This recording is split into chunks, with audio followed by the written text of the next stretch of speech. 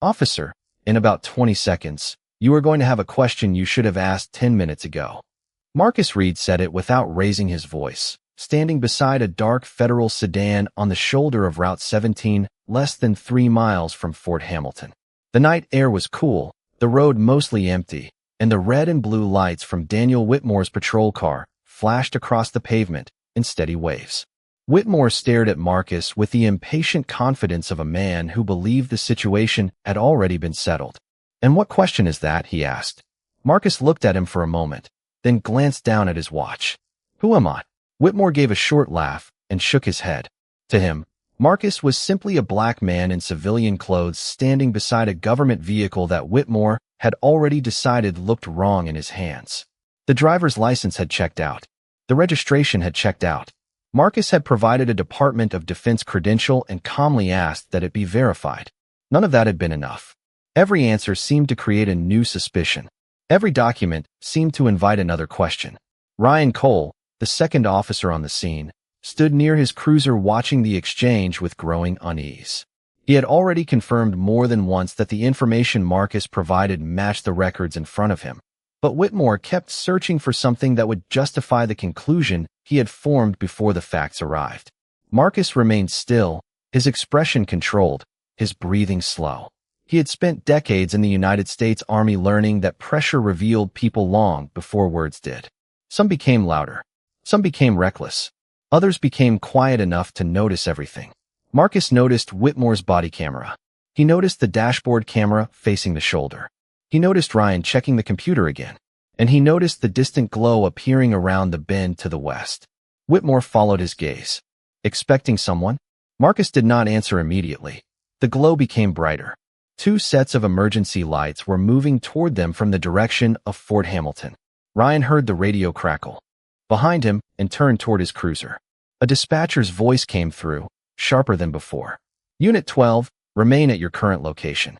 Military police are approaching." Whitmore's expression changed, but only slightly. "What did you call them for?" he demanded. Marcus looked back at him. "I did not call anyone." "Then why are they coming?" "Because somebody finally verified what you refused to verify." The first military police vehicle appeared around the curve, followed closely by another. Their lights swept across the trees, the road signs, the patrol cars, and finally across Whitmore's face. The vehicles slowed as they approached. Doors opened. Uniformed military police stepped onto the roadside with the calm precision of people who already knew exactly where they were going. Whitmore straightened and moved forward, preparing to explain that he was in control of the stop. But the senior military police officer walked past him without stopping. His eyes fixed on Marcus. His posture changed instantly. Then he raised his hand in a formal salute. "Major General Reed, sir." Whitmore's faint smile vanished. Marcus returned the salute, then looked directly at him. "Now you know the question." 23 minutes earlier, none of them had any idea that a quiet drive back toward Fort Hamilton was about to expose far more than one officer's bad assumption. 23 minutes earlier, Marcus Reed sat beneath the warm amber lights of a small restaurant 2 miles outside Fort Hamilton, finishing dinner with Captain Caleb Morris, a young Army officer he had mentored for nearly 6 years. The evening had been simple by design. No ceremony, no uniforms, no staff waiting nearby. Caleb had accepted a new assignment that morning, and Marcus had promised him one quiet meal before the pace of military life pulled them in different directions. "You ready for it?" Marcus asked as Caleb folded the receipt and pushed it toward the center of the table. "I think so, sir." Marcus gave him a look. "That is not an answer." Caleb smiled. "Yes, sir. I am ready." Marcus nodded once. "Good. Confidence does not mean you know everything. It means you know what to do when you do. Not." Caleb absorbed the words the way younger officers often did around Marcus, carefully, as though even an ordinary sentence might become useful later. When they stepped outside, the temperature had dropped into the low 60s, and a light breeze moved across the nearly empty parking lot. Marcus wore a dark charcoal jacket, plain slacks, and brown leather shoes. Nothing about him suggested rank. There were no stars on his shoulders, no uniform, no visible sign that thousands of soldiers answered through a chain of command that eventually reached him. In his pocket rested a small challenge coin given to him earlier that day by a group of soldiers preparing for deployment. He touched it once before shaking Caleb's hand. Call me when you get settled. I will, sir. Marcus walked toward a dark sedan parked beneath a fading light pole. The vehicle belonged to a federal motor pool and had been assigned to him for official travel that week. It was intentionally unremarkable, the kind of car most people would forget seconds after seeing it. Marcus placed his briefcase on the passenger seat, started the engine, and pulled onto Route 17 toward Fort Hamilton. The drive should have taken less than 10 minutes. Old soul music played softly through the speakers while storefront lights disappeared behind him and the road narrowed into a quieter stretch lined with trees. Marcus drove just below the posted speed limit. At the first intersection, he noticed headlights behind him. At the second, the same vehicle remained there. When Marcus changed lanes, it changed lanes. When he slowed slightly, it slowed too. Years in the Army had taught him not to confuse awareness with fear. He simply observed. A mile later, the vehicle moved close enough for him to recognize the outline of a local police cruiser. Marcus checked his speed again. 43 miles per hour in a 45-mile-per-hour zone. Nothing unusual. The cruiser stayed behind him. Then, just beyond a traffic light, red and blue lights suddenly filled his rearview mirror. Marcus signaled immediately and pulled onto the shoulder beneath the nearest streetlight. He turned off the engine, lowered the window, switched on the interior light, and placed both hands on the steering wheel where they could be clearly seen. For several seconds, nobody approached. Marcus watched the cruiser in the mirror. A white male officer sat behind the wheel, studying the sedan before finally opening his door. Marcus took one slow breath. Whatever this was, he intended to make it easy. What he did not know was that Officer Daniel Whitmore had already looked at the man behind the wheel, looked at the federal sedan, and decided there had to be an explanation for why the two belonged together. Officer Daniel Whitmore approached the sedan slowly, his flashlight passing across the rear window, before settling on Marcus Reed behind the wheel. Marcus kept both hands visible and waited until Whitmore reached the open window. "Good evening, officer." Whitmore did not return the greeting. "Driver's license and registration." Marcus nodded. "My wallet is inside my jacket. May I reach for it?" Whitmore watched him for a second longer than necessary. Slowly, Marcus moved with deliberate care, retrieved his license, then handed over the registration paperwork from the center console. Whitmore looked at the license first. "Marcus Reed." His eyes moved from the card to Marcus's face. "Where are you headed?" "Fort Hamilton." Whitmore looked down the dark road toward the installation. "For what?" Marcus answered evenly. "I work there." "Doing what?"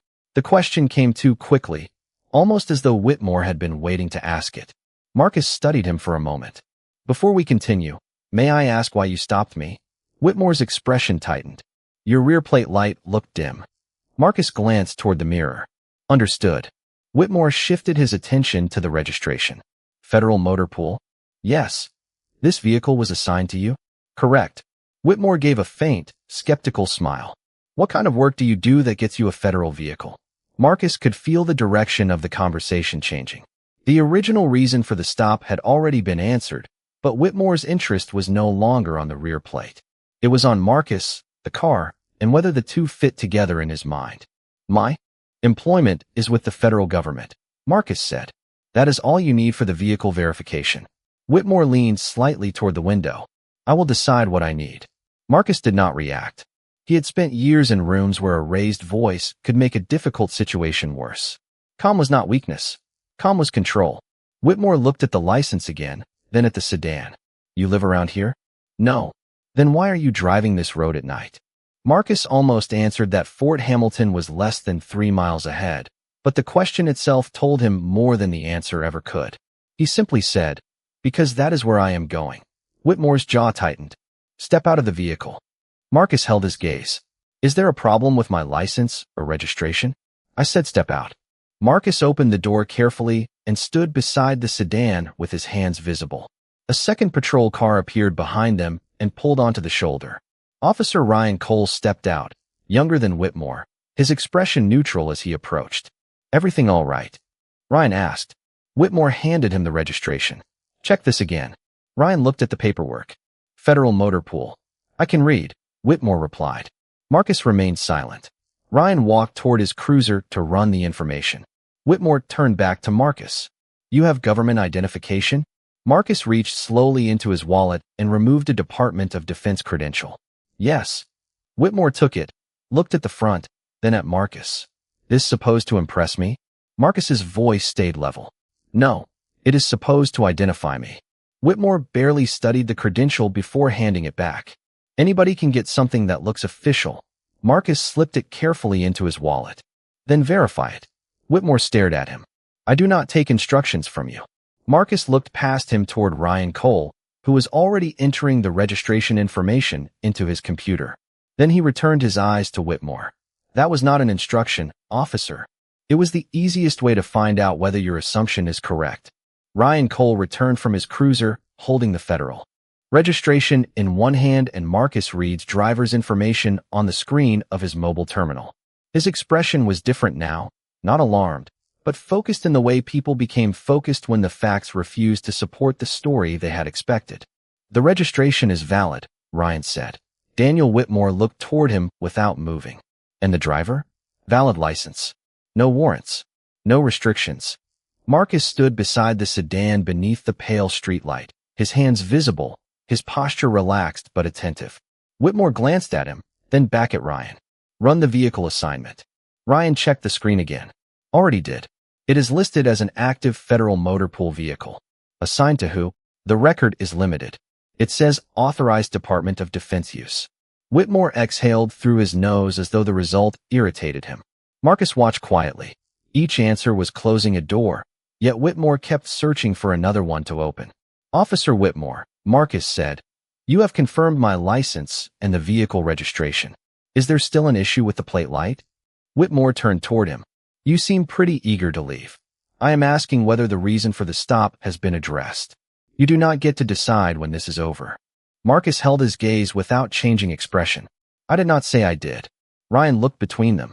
Daniel, we can verify the Department of Defense identification and clear this up. Whitmore gave a short laugh.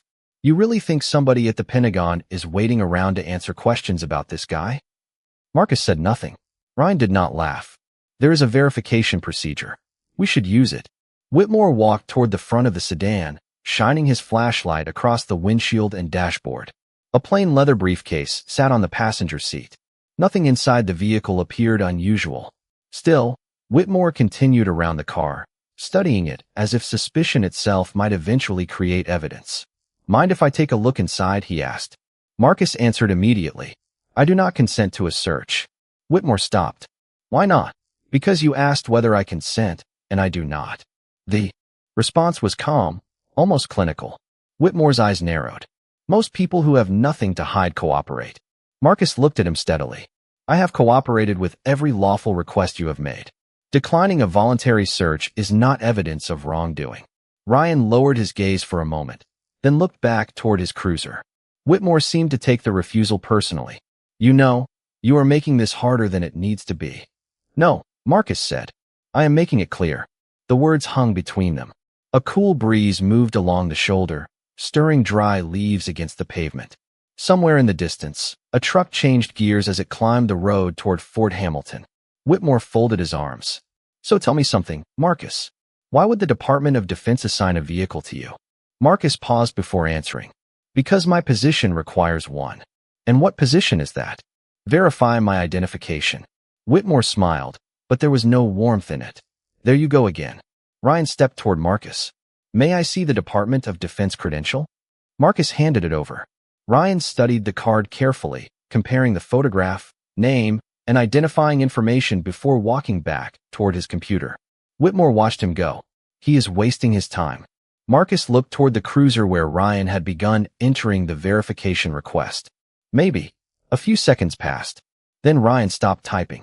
A new message had appeared on his screen. He leaned closer, read it once, then again. The registration had been the first answer Whitmore did not like. What had just appeared on Ryan's screen was about to become the second. Ryan Cole remained at his cruiser, staring at the verification response, while Daniel Whitmore waited several yards away with growing impatience. Marcus Reed stood beside the federal sedan under the streetlight, quiet enough to hear the faint click of Ryan's keyboard and the steady hum of traffic moving somewhere beyond the trees. Ryan finally looked up. The vehicle assignment is confirmed, he said. Whitmore turned toward him. Confirmed how? Federal motor pool. Authorized Department of Defense use. The driver information matches the credential. For a second, Whitmore said nothing. It should have ended there. The license was valid. The registration was valid. The vehicle assignment was valid. The identification matched. Ryan expected the tension to release. Instead, Whitmore looked back at Marcus as though each confirmed fact had only made him more determined to find the one fact that would prove his original suspicion correct. That still does not tell me why he has the car, Whitmore said. Ryan frowned. It tells us he is authorized to use it. Authorized by somebody. That does not mean tonight. Marcus spoke calmly. The assignment is current. Whitmore looked at him. You know what the system says now. I know how federal vehicle assignments work. Whitmore gave a small, dismissive smile. Convenient. Ryan stepped away from his cruiser. Daniel, everything is checking out. Then check more. The words came sharp and immediate. Ryan hesitated. What exactly are you looking for? Whitmore did not answer. Marcus noticed that question settled differently than all the others. Until then, Whitmore had always been able to frame the situation as uncertainty. A dim plate light. A federal vehicle. A Department of Defense credential. But Ryan's question exposed something simpler. If every verification came back clean, what was left to investigate? Whitmore turned toward Marcus. You said your position requires the vehicle. Correct. What position? Marcus held his gaze. You have my identification. I asked you a question, and I gave you the lawful way to answer it. Whitmore stepped closer, not threatening, but visibly irritated by Marcus's refusal to satisfy his curiosity. People usually make this easier when they have nothing to hide. Marcus's expression did not change. I have hidden nothing. Ryan returned to the computer and entered a second verification request using the Department of Defense credential number. The screen paused for several seconds. Then a new response appeared. Ryan leaned toward it. United States Army. Active status. Senior personnel. Restricted profile. Contact installation verification for confirmation. Ryan read the message twice. Daniel. Whitmore looked over. What now? The system says to contact Fort Hamilton verification. Whitmore gave a short laugh. For a traffic stop? That is what it says. Marcus glanced toward the distant glow of Fort Hamilton less than 3 miles ahead. Whitmore noticed. You expecting them to know who you are? Marcus answered evenly. Yes. Ryan lifted the radio microphone and requested dispatch assistance, contacting the installation duty desk. The response came back almost immediately. The dispatcher acknowledged and began the call. Whitmore folded his arms. This is getting ridiculous. Marcus looked at him. No. This is verification. Minutes earlier, Whitmore had believed the federal vehicle was the suspicious part of the story. Now the vehicle had been confirmed, the identification had triggered military verification, and the question was no longer whether Marcus belonged near Fort Hamilton. The question was why Fort Hamilton needed to be contacted just to confirm who he was. Ryan Cole waited beside his cruiser while dispatch connected with the Fort Hamilton duty desk, and for the first time since the stop began, Daniel Whitmore had nothing to say. The silence felt different now. It was no longer the silence of control. It was the silence that comes when facts begin moving faster than pride can keep up. Marcus Reed stood beneath the streetlight with the same steady posture he had maintained from the beginning, his hands relaxed at his sides, his eyes moving briefly toward the road leading to the installation. Ryan listened to the radio, then straightened. Fort Hamilton verification confirms the credential is active, he said. Whitmore looked at him. That is all. Ryan shook his head. No. The duty desk asked for our exact location. Whitmore frowned. Why? Ryan glanced at Marcus, then back at Whitmore. They are sending military police to verify in person. Whitmore gave a short laugh, but there was uncertainty behind it now. For this? Marcus answered before Ryan could. For me. Whitmore turned toward him. You really expect me to believe they are sending military police because of one identification check? Marcus's voice remained even. I expect you to believe the response you just received. Whitmore looked toward the sedan, then toward the dark road ahead, as though he could still find a simpler explanation somewhere between the headlights and the trees. What exactly is your job? He asked again. Marcus did not take the bait. You will have your answer soon. Ryan stepped closer to Whitmore and lowered his voice. Daniel, we have confirmed the license, the vehicle, the credential, and the assignment. There is nothing here that points to a crime. Whitmore looked at him sharply. You do not know that. Then tell me what we are still investigating. The question landed harder this time. Whitmore opened his mouth, but no answer came immediately. Marcus watched him carefully. This was the moment when a good officer could still step back, reassess, and let the facts end the encounter. Marcus had seen leaders make that choice under pressure. He had also seen people double down because admitting uncertainty felt worse than being wrong. Whitmore chose silence. Then the radio crackled again. Unit 12, remain at your current location. Fort Hamilton Military Police are approximately 2 minutes out. Ryan looked toward the west. 2 minutes. Marcus checked his watch. Whitmore noticed. Why do you keep looking at that? Marcus answered calmly. Because I know how long it takes to drive from the gate to this road. Whitmore folded his arms. So you knew this was going to happen? I knew what proper verification would lead to. Ryan looked at Marcus with new interest. You have done this before?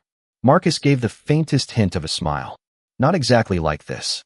A distant glow appeared around the curve. At first it looked like ordinary traffic, but then the lights separated into 2 distinct vehicles moving quickly and steadily toward them. Whitmore saw them too. His posture changed almost imperceptibly. Marcus looked at his watch one final time. Officer, in about 20 seconds, you are going to have a question you should have asked 10 minutes ago. Whitmore stared at him. And what question is that? Marcus turned his eyes toward the approaching military police vehicles. Who am I? The first. Military police vehicle slowed behind Ryan Cole's cruiser, followed by a second less than 3 seconds later. Their emergency lights swept across the shoulder, the trees, and the dark federal sedan, turning the quiet road into a moving pattern of red and blue. Daniel Whitmore straightened immediately. For most of the stop, he had spoken like the man in charge. Now he looked toward the arriving vehicles as though authority itself had changed direction. The doors opened. 3 uniformed military police officers stepped out with calm, deliberate movements. The senior officer, Captain Ethan Brooks, scanned the scene once and then focused on Marcus Reed.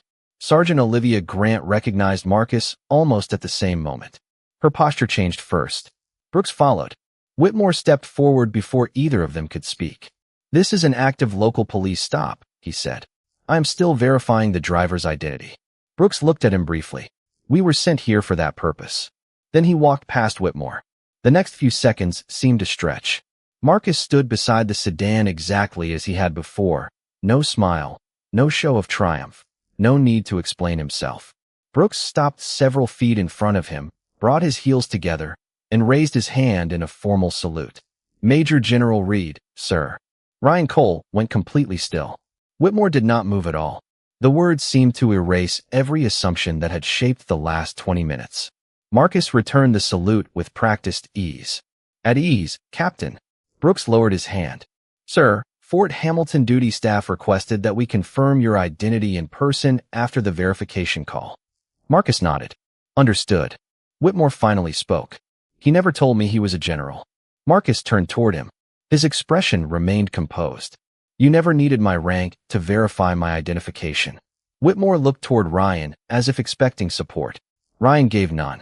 The license was valid, Ryan said quietly. The vehicle assignment was valid. The military credential was valid.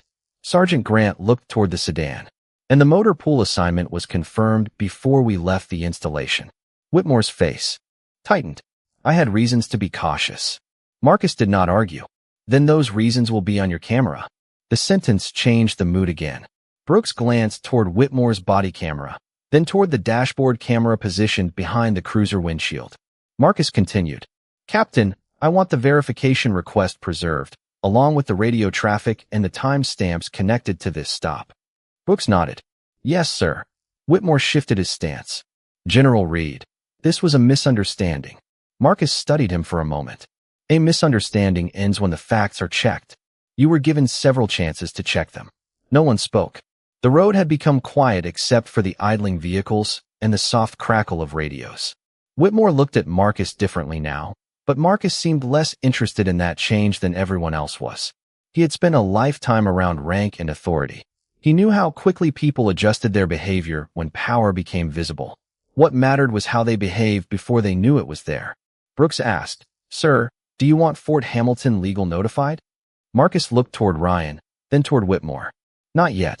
First, I want the record preserved exactly as it happened.